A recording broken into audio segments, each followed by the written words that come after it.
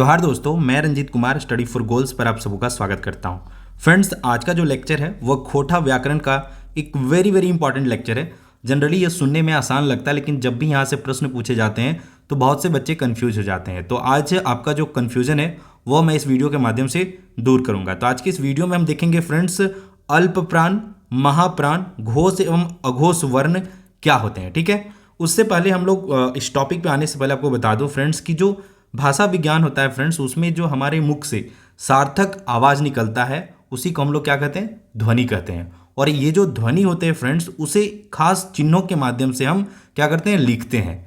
तो जो खास चिन्ह हम लिखते हैं, मतलब जो सार्थक ध्वनि हम बोलते हैं और उसे चिन्ह के माध्यम से लिखते हैं, तो वो जब जो सबसे सूक्ष्मतम मतलब भाग होता है हमारे मतलब सार्थक आवाज का, उसे हम लोग क्या कहते हैं, वर्ण कहते हैं। मतलब वर्ण उस मूल ध्वनि को कहते हैं जिसके खंड या टुकड़े नहीं किए जा सकते हैं। तो अगर ये बचपन से हम लोग 2, 3, 4 क्लासेस जब भी हम लोग पढ़ना शुरू किए, उस समय से हम लोग ये पढ़ते आ रहे हैं कि वर्ण उस मूल ध्वनि को कहते हैं जिसके खंड या टुकड़े नहीं किए जा सकते हैं। तो उसी प्रकार से फ्रेंड्स, खोटा में भी हिंदी का जो वर्ण विचार है उसी तरह से खोटा का भी वर्ण विचार उसी तरह से है। और बाकी अगर आप जैसे सीजीएल वगैरह का सिलेबस देखेंगे तो सबसे पहले आपको पढ़ना क्या है, तो खोटा भाषा का वर्ण विचार पढ़ना है। ठीक है, तो उसी में मैं वर्ण विचार पे एक डिटेल लेक्चर का पीडीएफ मैं अपने एप्लीकेशन पे अपडेट भी किया हूँ। लेकिन मुझे लगा उससे पहले ये अल्प प्राण, महाप्राण, घोष एवं अघोष को 5-6 मिनट में हम लोग को मतलब इसको समझ लेना चाहिए, ताकि वहाँ पे भी वर्ण विचार को भी समझने में आसान होगा। तो हम लोग कहाँ थे कि वर्ण उस मूल ध्वनि को कहते हैं जिसके खंड या टुकड़े नहीं किए जा सकते हैं। शॉर्ट में जानिए वर्ण के कितने भेद है फ्रेंड्स। तो वर्ण 2 प्रकार के होते हैं। कौन? स्वर वर्ण और व्यंजन वर्ण। अब स्वर वर्ण किसे कहते हैं, मैं जनरली फास्टली बता दे रहा हूँ। स्वर वर्ण उसे कहते हैं फ्रेंड्स जिसके उच्चारण में किसी अन्य ध्वनियों का सहायता नहीं लिया जाता है, मतलब ये पूरी तरह से स्वतंत्र होता है, उसे क्या कहते हैं, स्वर वर्ण कहते हैं। और खोटा में अगर देखेंगे तो स्वर वर्णों की संख्या कितना है फ्रेंड्स, 8 है। उसी प्रकार से व्यंजन वर्ण किन्हें कहते हैं, तो वैसे वर्ण जिनका उच्चारण में स्वर का सहायता लिया जाता है उसे क्या कहते हैं, हम लोग व्यंजन वर्ण कहते हैं। तो व्यंजन वर्णों की संख्या खोटा में कितना है, 29। अगर आप प्रीवियस ईयर के क्वेश्चन वगैरह देखेंगे तो 29 मिलेगा।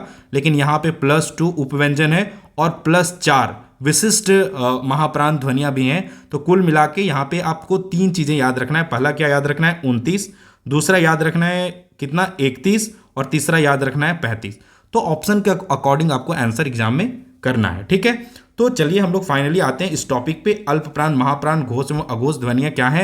यहाँ से प्रीवियस ईयर में प्रश्न पूछे गए और इस वीडियो में मैं उन प्रश्नों को शामिल भी किया और एक्सपेक्टेड क्वेश्चन भी आपको लास्ट में मैं बताऊंगा। उससे पहले हम लोग कंसेप्ट देख लेते हैं और समझ लेते हैं। बाकी फ्रेंड्स, एग्जाम को लेकर आपको अगर किसी प्रकार का क्वेरी है तो आप मुझे इंस्टाग्राम पे फॉलो कर सकते हैं और अपने टेक्स्ट वहाँ पे जो भी क्वेरी वो टेक्स्ट कर सकते हैं। मैं अपने स्तर से जब भी फ्री रहूँगा बेस्ट आंसर करने का प्रयास करूँगा। तो सबसे पहले आते हैं फ्रेंड्स अल्प प्राण। अल्प प्राण जैसे वर्ड को ही देखिए क्या है, जब भी कोई डेफिनेशन हम जानते हैं तो वो जो वर्ड होता है ना, वो मतलब पूरा डेफिनेशन का ना निचोड़ होता है, सारांश होता है। तो अल्प प्राण, प्राण का मतलब यहाँ पे फ्रेंड्स आवाज से है, ध्वनि से है। और अल्प का मतलब क्या होता है, कम होता है। तो जिन वर्णों के उच्चारण में श्वास मुख से सीमित रूप से या कम हवा निकलती है, तो जैसे कोई भी वर्ड हम लोग बोलते हैं तो कैसे बुलाता है, क्या होता है कि कंठ से या फिर हमारे मुंह से क्या होता है, सांस बाहर निकलता है। तो अलग अलग हमारे मुख के हिस्सों से वह टकरा के सांस बाहर निकलता है, उसके अकॉर्डिंग हमारे अलग अलग ध्वनियों का उच्चारण हम कर पाते हैं। ठीक है, तो यहाँ पे बोल रहा है जिन वर्णों के उच्चारण में श्वास मुख से सीमित रूप में, मतलब कम, अल्प बोल रहा है ना, या कम हवा निकलती है तथा जिसमें हकार जैसी ध्वनि नहीं होती। हकार कहने का मतलब क्या है कि मान लीजिए क बोले तो देखिए फट से क बोला गया ना, क फट से बोला गया। लेकिन ख बोले तो ख में अगर गौर से ख बोलिएगा तो लास्ट में ह का उच्चारण होता है, ख। ठीक है, तो जिस अल्प प्राण में क्या होता है कि हकार का क्या होता है, ध्वनि नहीं होता है, तो उन्हें क्या कहते हैं, अल्प प्राण कहते हैं। सिंपल से समझिए कि जिन वर्णों के उच्चारण में हमें कम एनर्जी लगता है, हम इजीली बोल लेते हैं, और हकार का उच्चारण नहीं होता है, उसे क्या कहते हैं, अल्प प्राण कहते हैं। तो देखिए सबसे पहले आप ये ध्यान रखिएगा कि जब भी आप वर्ण का कंसेप्ट आपको मतलब रिलेटेड क्वेश्चन करने हैं तो आपको ये जो वर्णमाला होता है फ्रेंड्स, वो आपको ध्यान में होना चाहिए। और ऑब्वियसली बचपन से पढ़ते आ रहे हो तो आपको ध्यान में रहेगा ही। तो ये क वर्ग, च वर्ग, ट वर्ग, त वर्ग और प वर्ग, जनरली 5-5 हिंदी में देखेंगे, 5-5 इसमें वर्ण होते हैं, लेकिन खोटा में क्या है, जैसे में अंगा वगैरह का प्रयोग नहीं होता है, ये मूर्धन्य न का प्रयोग नहीं होता है, तो ये सब वर्ड यहाँ पे हटे हुए हैं, तो ये खोटा के हिसाब से हम लोग पढ़ रहे हैं, तो इसको देखेंगे। अब इस जो वर्णमाला है फ्रेंड्स, वर्णों की व्यवस्थित रूप को वर्णमाला कहते हैं, तो इस वर्णमाला में दो चीज़ आप और ऐड कर लीजिएगा जब भी लिखिएगा, तो य, र, ल और व, इसे क्या कहते हैं, अंतस्थ व्यंजन कहते हैं, ठीक है। और इसमें जोड़ लीजिए, अगर आप ये अगर हिंदी का देखिएगा तो यहाँ पे क्या होता है, तालव्य स, मूर्धन स और दंत स और लास्ट में ह होता है। लेकिन खोटा में क्या है फ्रेंड्स, मैं पहले भी बता रखा हूँ मानक रूप, ये जो तालव्य स होता है और ये जो मूर्धन स होता है, इन दोनों का प्रयोग नहीं होता है, तो इसे हम हटा लेंगे। अब आपको इस प्रकार से लिख लेना है। अब शॉर्ट में समझिए, जब आप इसको लिख लेंगे तो आपको चारों चीज समझ में आ जाएगा, अल्प प्राण, महाप्राण और अघोष और सघोष ध्वनि। तो इसको ये जब आपको याद रहेगा तो इजीली आप आंसर कर पाइएगा। सिंपल सा है, ऑड नंबर वाला थ्योरी है कि पहले रॉ में और तीसरे रॉ में और पांचवें रॉ में, मतलब पहला, तीसरा और पांचवें रॉ में जितने भी वर्ण हैं वो क्या कहलाएंगे फ्रेंड्स, तो अल्प प्राण कहलाएंगे। जनरली आप पढ़ के भी देखेंगे तो आपको फील होगा, क फट से बोला जा रहा है ना, ख बोलने में थोड़ा जोर लग रहा है, ग फट से बोला जा रहा है, घ हकार का भी उच्चारण रहा है, तो इसको बोलने में जोर लग रहा है। तो पहला रॉ के जो भी, इसलिए मैं बोल रहा हूँ इसको आपको लिखने आना चाहिए। तो पहले रॉ में जितने भी वर्ण हैं वह क्या कहलाते हैं, अल्प प्राण कहलाते हैं। मतलब ऑड वाला याद रखना है, पहला, तीसरा और पांचवा, तो ये क्या कहलाएंगे, अल्प प्राण। इसके अलावा इसे इस तरह से बांट लेना है, मतलब कॉलम में बांट लेना है। इसी प्रकार से जो यहाँ तो दो ही वर्ड है, इसे भी कॉलम में बांट लेना है। तो यहाँ भी ऑड वाला थ्योरी लगाना है, मतलब क्या होगा, यहाँ पे पहले क्या होगा, अल्प प्राण, उसके बाद क्या होगा, महाप्राण। तो आपको अब समझ में आ गया होगा कि पहला, तीसरा और पांचवा रॉ में जो भी वर्ण है वह क्या है, अल्प प्राण है। उसी प्रकार से यहाँ पे पहला इस तरह से मतलब कॉलम वे में देखेंगे तो इस तरह से य, र, ल, व जो है वह क्या है, तो अल्प प्राण है। बाकी ये स है जो ये महाप्राण है। तो ये जितने, अगर इसको देखिए, दोनों में अल्प प्राण और महाप्राण और अघोष और सघोष, दोनों में अगर आप एक जान रहे हैं तो दूसरा ऑब्वियसली आप इजीली जान जाएंगे, क्योंकि जब पहला सारा वर्ड वह मतलब अल्प प्राण हो गया तो बाकी जो बचे वो क्या हो जाएंगे, महाप्राण हो जाएंगे। तो यहाँ पे जो दूसरा, मतलब ये जो वर्णमाला का क वर्ग, च वर्ग, ट वर्ग वगैरह है, उसमें दूसरा रॉ और चौथा रॉ, मतलब सम वाला दूसरा और चौथा रॉ क्या कहलाता है, तो वह कहलाता है महाप्राण। अब यहाँ पे भी ये पहला हुआ और ये दूसरा हुआ, तो यह स और ह भी क्या कहलाएगा, महाप्राण कहलाएगा। हिंदी में भी देखिए उसी तरह से, या हिंदी का मुझे एक स्क्रीनशॉट मिला तो मैं उसे लगा दिया हूँ। ये जो प्रथम है, तृतीय है और पंचम है, ये क्या कहलाते हैं, तो ये कहलाते हैं अल्प प्राण। और अंतस्थ मतलब वो स्वर और व्यंजन के बीच वाला उच्चारण होता है, उसे अंतस्थ कहते हैं। और ये चार हैं, खोटा में भी चार है और किसमें, हिंदी में भी व्याकरण देखेंगे तो वहाँ पे भी चार हैं। तो य, र, ल, यह भी क्या कहलाते हैं, अल्प प्राण कहलाते हैं। ठीक है, आई होप कि अल्प प्राण आपको समझ में आ गया होगा और अप्रत्यक्ष रूप से महाप्राण भी समझ में आ गया होगा। जब अल्प प्राण में कम ध्वनि, कम ताकत, कम हवा बाहर निकलती है, तो महाप्राण में क्या होता होगा फ्रेंड्स, तो ज्यादा ध्वनि, ज्यादा ताकत या ज्यादा हवा मुख से बाहर निकलता होगा। और जब इन सब के प्रयोग से जिन वर्ण का हम उच्चारण करते होंगे उसे क्या कहते हैं, महाप्राण ध्वनि कहते हैं। ठीक है, तो अभी हमने पढ़ा कि पहला, तीसरा और पांचवा वाला क्या है, तो अल्प प्राण है, और जो बच गया वह क्या है फ्रेंड्स, तो महाप्राण है। और यहाँ पे दो चीज और बच रहा है, क्या, स और ह, तो यह भी क्या आते हैं, महाप्राण में आते हैं। यहाँ पे देखिए ख, ह कार का भी उच्चारण हो रहा है। ठीक है, थोड़ा सा मैं डेफिनेशन पढ़ ही देता हूँ। जिन वर्णों के उच्चारण में मुख से अधिक हवा निकले, साथ ही ह कार की ध्वनि विशेष रूप से सुनाई दे, उसे महाप्राण वर्ण कहते हैं। प्रत्येक वर्ग का जो दूसरा और चौथा वर्ग होता है वह क्या कहलाता है, महाप्राण कहलाता है। ठीक है, 2-3 बार अगर आप रिवाइज करेंगे तो भी आप इजीली इसको देख लेंगे। और दूसरी सबसे अच्छा चीज है क्वेश्चन का प्रैक्टिस करना। जितना ज्यादा क्वेश्चन प्रैक्टिस करेंगे इजीली आप आंसर कर पाएंगे। बाकी यहाँ पे देखिए वही है, द्वितीय, चतुर्थ और उष्म व्यंजन समझते हैं ना, जिसको बोलने में क्या होता है कि मुख से जब हवा निकलता है तो हमारे जो ऊपर तालु होता है या मूर्धा होता है, वहां पे क्या होता है, घर्षण होता है और उसकी वजह से ऊष्मा पैदा होता है, तो उसे क्या कहते हैं, ऊष्म वर्ण कहते हैं। हिंदी में ऊष्म वर्ण कितने हैं फ्रेंड्स, 4, और खोटा में ऊष्म वर्ण कितने हैं, तो 2, केवल ये स, दंत स और ह। ठीक है, चलिए, तो आई होप कि आपको महाप्राण और अल्प प्राण जो है समझ में आ गया होगा।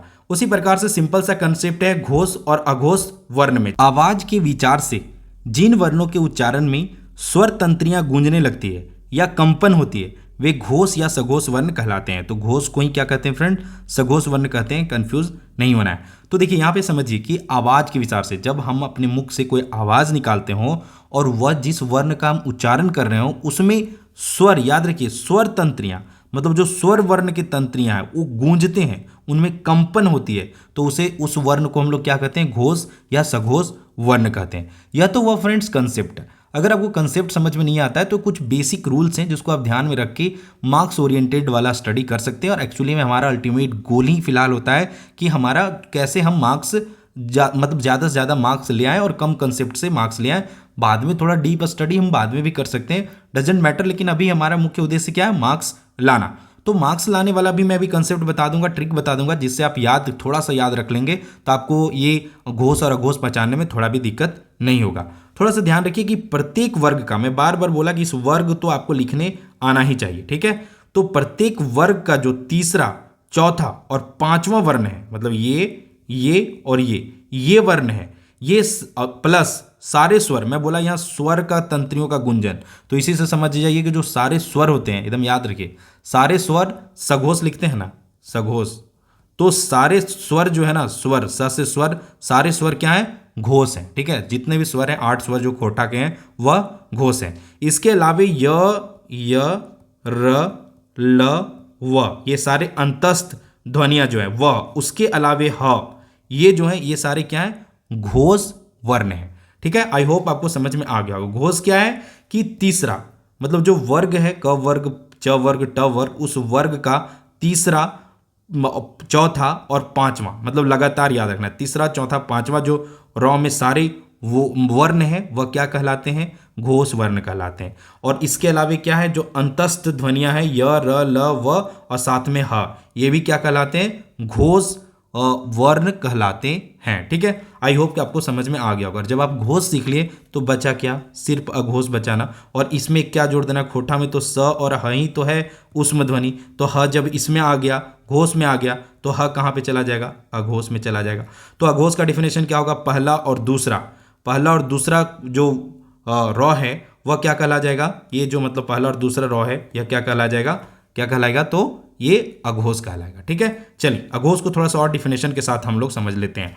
तो जिन वर्ण का उच्चारण करते समय स्वर तंत्रियां जहां से आवाज आती है उसमें अगर कंपन या गुंजन नहीं हो, यानी उसमें किसी प्रकार की क्रिया या प्रतिक्रिया ना हो, तो ऐसे वर्णों को हम अघोष वर्ण कहते हैं। अघोष का अर्थ ही होता है फ्रेंड्स जिसमें गुंजन ना हो, जैसे क फट से बोल के निकल गए, ख फट से बोल के निकल गए, लेकिन ग में क्या होता है, गुंजन हो जाता है, तो वह क्या कहलाता है, घोष। लेकिन यहाँ पे क्या है, गुंजन नहीं हो रहा है, तो जो पहला क वर्ग और क से प वर्ग के, जो क से प वर्ग में अभी बताया ना, देखिए क से प वर्ग का पहला और दूसरा क्या कहलाता है फ्रेंड्स, तो अघोष वर्ण कहलाता है। इन वर्णों को बोलने में स्वर तंत्र में कंपन नहीं होता है। इसके अलावे स भी अघोष वर्ण है, समय भी बता दिया था वहां, क्योंकि ह उधर चला गया तो स अघोष वर्ण हो गया, ठीक है।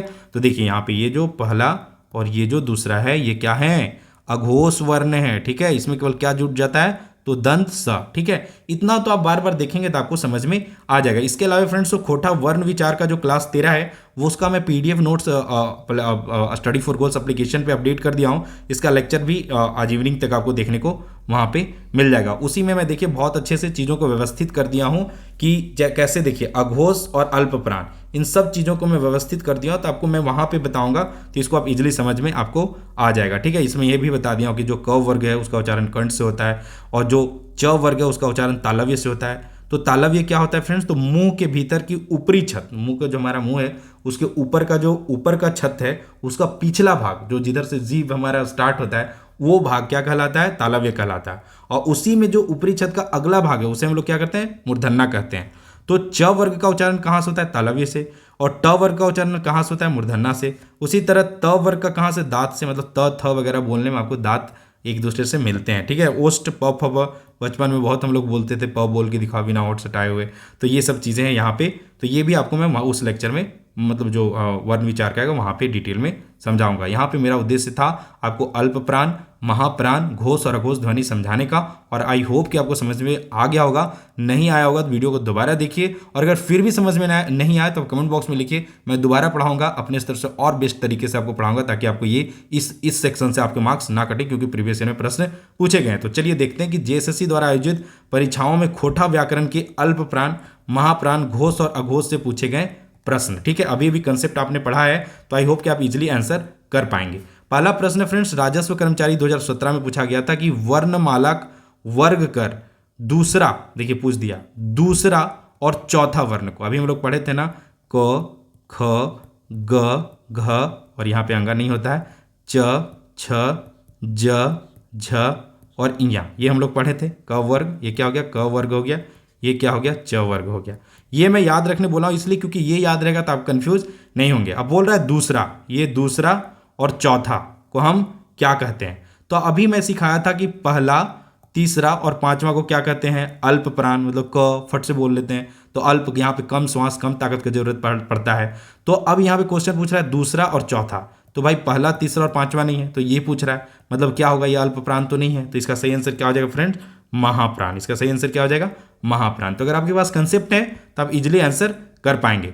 दूसरा प्रश्न है फ्रेंड्स, एकर में कौन महाप्राण ध्वनि है। फिर वही क्वेश्चन, अभी हम लोग सीख गए कि जो दूसरा, क ख ग घ और यहाँ कुछ नहीं, तो ये जो दूसरा और चौथा है उसे क्या कहते हैं हम लोग, महाप्राण कहते हैं। तब पूछ रहा है इसमें से कौन महाप्राण है, तो देखिए भाई क पहला आ गया, मतलब ये तो नहीं होगा, च ये भी पहला आ गया तो ये भी नहीं होगा, ह और त है, तो ये दोनों ही क्या है कि पहला और तीसरा में नहीं आता है, और ये त जो है हमारा कहाँ आता है, पहला में आता है, त हमारा पहला में आता है, मतलब ये भी नहीं होगा। तब दूसरा में क के बाद क्या होता है, ख, देखिए दूसरा में आ गया और घ चौथा में आ गया। तो हम जानते हैं दूसरा और जो चौथा वाला जो वर्ण होता है वह क्या कहलाता है, महाप्राण ध्वनि कहलाता है। तो इसका सही आंसर क्या हो जाएगा फ्रेंड्स, महाप्राण ध्वनि। ठीक है, आई होप कि आपको समझ में आ रहा होगा। अब कुछ प्रश्न मैं बना दिया हूँ कि ऐसे प्रश्न एग्जाम में पूछे जा सकते हैं। अभी जो हमने 2 प्रश्न देखे ये प्रीवियस ईयर में पूछा गया है, एक पूछा था राजस्व कर्मचारी में और दूसरा पूछा था झारखंड दरोगा 2017 का एग्जाम हुआ था उसमें पूछा था। ठीक है, तीसरा जो प्रश्न है आपको बताना है, एकर में कौन अल्प प्राण ध्वनि है। अल्प प्राण ध्वनि में बताया हूं ना कि पहला, तीसरा और पांचवा अल्प प्राण ध्वनि, और यहाँ पे क्या है, य र ल और व, ये क्या कहलाएंगे, अल्प प्राण। ठीक है, मतलब यहाँ पहला, तीसरा, पांचवा और इधर से पहला क्या है, अल्प प्राण है। तो पहला ऑप्शन है अ और आ, तो ये दोनों क्या है, स्वर हैं। थोड़ा सा अगर इस प्रश्न में अभी देखते हैं, आगे थोड़ा सा देखते हैं। दूसरा है क और ग, तो अभी मैं बताया था ना अल्प प्राण क्या होते हैं, क ख ग घ, यहाँ पे कुछ नहीं अंगा होता है, तो मैं बताया था क्या, तो पहला, तीसरा और पांचवा ये क्या है, देखिए पहला, तीसरा और पांचवा क्या है, अल्प प्राण कहलाते हैं। ठीक है, तो यहाँ पे देखिए पहला क्या दिख रहा है, क दिख रहा है, और तीसरा क्या दिख रहा है, ग दिख रहा है, मतलब ये सही आंसर हो जाएगा इसका, बाकी तो गलत ही होगा। ठीक है, अब यहाँ पे पूछा है कि थ, नहीं, था तो दूसरा में नहीं होगा, फ भी देख लेते दूसरा में नहीं होगा। अब क्या है फ्रेंड्स, सारे स्वर जो होते हैं ना वो अल्प प्राण होते हैं, इसलिए ये दोनों ऑप्शन में कंफ्यूजन होगा। थोड़ा सा इसको मैं यहाँ पे बदल देता हूँ, ये क्वेश्चन में खुद से क्रिएट किया था, अ और ख कर देता हूँ। ठीक है, तब जाके इसका सही आंसर क्या हो जाएगा, क और ग। ठीक है, तो ऐसे प्रश्न एग्जाम में पूछे जा सकते हैं। देखिए इन चीज़ों, इन कंसेप्ट को अगर आप एक बार पढ़ेंगे और पूरा साल भर छोड़ देंगे तो ये ऑब्वियसली 100% आप भूल जाएंगे। आपको अगर चीज़ों को कंठस्थ से रखना है तो बार बार पढ़िए, दिन भर जाके लाइब्रेरी में बैठिए और एक ही चीज़ को बार बार रिवाइज कीजिए। यही है ताज़ा, मतलब पढ़ने से ना एग्जाम में मतलब ताज़ा ताज़ा लिख के आएंगे। बाकी देखिए कई लोग होता है जैसे जिसका जॉब हो गया होगा, 5 साल बाद उनसे पूछेंगे तो उन्हें लगता है कि मतलब कुछ पता नहीं होता है। कई बार जो नए यंगस्टर होते हैं उनको तो यह फील होता है कि पता नहीं, मतलब कोई अगर अंकल को देख लें तो फील होगा अंकल का कैसे जॉब हुआ होगा, इस तरह का फीलिंग आता है। तो इसका सही समाधान क्या है, प्रैक्टिस मेक्स मैन परफेक्ट। जितना ज़्यादा प्रैक्टिस करेंगे, जितना बार बार पढ़ेंगे, आपका कंसेप्ट क्या होगा, धारदार रहेगा। चौथा प्रश्न है, एकर में कौन अघोष वर्ण है। ठीक है, अब क्या आ गया, इसमें से कौन है अघोष वर्ण। तो अघोष वर्ण में मैं फिर बोला क ख ग घ, और यहाँ पे अंगा तो आता नहीं, च छ ज झ और इया। ठीक है, तो मैं क्या बोला था कि पहले जो इधर 3 है लास्ट के, मतलब पहला, तीसरा, चौथा और पांचवा, ये क्या कहलाता है, सघोष यानी घोष ध्वनि कहलाता है। और पहला और दूसरा जो होता है वह क्या कहलाता है, अघोष ध्वनि कहलाता है। ठीक है, देखिए मैं इसलिए पढ़ा ले रहा, मतलब आपको इजीली सब चीज़ मुझे याद है क्योंकि मैं बार बार इसको पढ़ रखा हूँ, इसलिए आपको बता रहा हूँ। तो ये चीज़ आपको भी पता होना चाहिए, इतना तो आपको ध्यान में रखना ही होगा। ठीक है, इसके अलावा मैं बोला था क्या, नीचे आपको य र ल व, ये क्या अंतस्थ ध्वनियाँ, और इसके अलावे पूरा जो ये तालव्य से, मूर्धन्य से, दंत से और ह लिखना। तो ह तो कहाँ चला जाता है, ह किस में चला जाता है, तो घोष में, सघोष में चला जाता है। तो यहाँ पे बच क्या गया, सिर्फ स जो है, मतलब पहला, दूसरा और दंत स, ये क्या कहलाते हैं, अघोष कहलाते हैं। तो यहाँ पे क्या हो जाएगा, इसका सही आंसर स जो है अघोष ध्वनि है। ठीक है, आई होप कि आपको समझ में आ गया होगा। पीछे भी अगर आप कंसेप्ट ध्यान में रखें तो आपको इजीली समझ में आ गया होगा। 5वां प्रश्न है फ्रेंड्स कि खोटा के व्यंजन वर्ग की संख्या कितना है। तो चलिए, ये मुझे लगा इंपॉर्टेंट क्वेश्चन है, एग्जाम में पूछे जा सकते हैं। राजस्व कर्मचारी 2017 में भी पूछा, टीजीटी 2017 में भी पूछा है। तो आपके पास ऑप्शन है 52, 40, 20 और 29। तो इसका सही आंसर क्या है? 29। यह आंसर जीएसएससी के द्वारा बताया गया।